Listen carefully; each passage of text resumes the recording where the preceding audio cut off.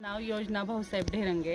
रात्री 11 वाजता माझी जाऊबाई ह्या मुक्ताराव ढेरंगे ह्या भांडी घासलेलं पाणी फेकायला या ठिकाणी आल्या होत्या।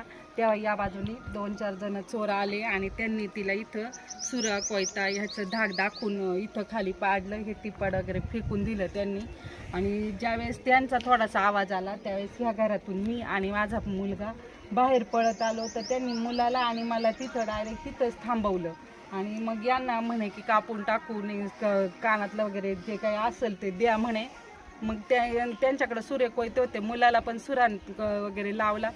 त्या मी म्हटलं त्यांना की बाबा काहीच करू नका, आमच्या माणसांना आमच्या काही परिस्थिती लई नाही, जे काय असेल थोडंफार घरात ते तुम्ही आपले घेऊन जा, पण माणसांना काही करू नका। मग त्याच्यानंतर ते आमच्या घरात घुसली, माझ्या घरातली सगळी कपाटं बिपाटं बाकीचं सगळं साहित्य विस्कटून टाकलं। त्या बाईला इथंच सुरान ते कोयता लावून ठेवलं।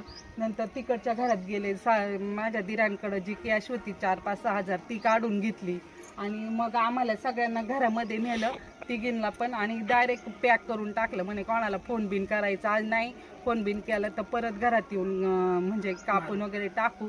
जी काही कॅश होती गाळ्यातलं, म्हणजे माझ्याकडं 2-2.25 तोळे अंगावर जे दागिने होते ते दिले, यांच्या गाळ्यात होतं म्हणजे जवळजवळ 3-1 तोळ्याचं आमचं म्हणजे वस्तू, आणि यांच्याकडची 4-5-6 हजाराची कॅश एवढी घेऊन ते ना गेले निघून। आम्हाला घरामध्ये पॅक केलं त्यांनी, तिकडच्या दरवाजाला कडी नाही लागली त्यांना व्यवस्थित। मग आमचंच माणूस येऊन मग त्यांनी आम्हाला खोललं।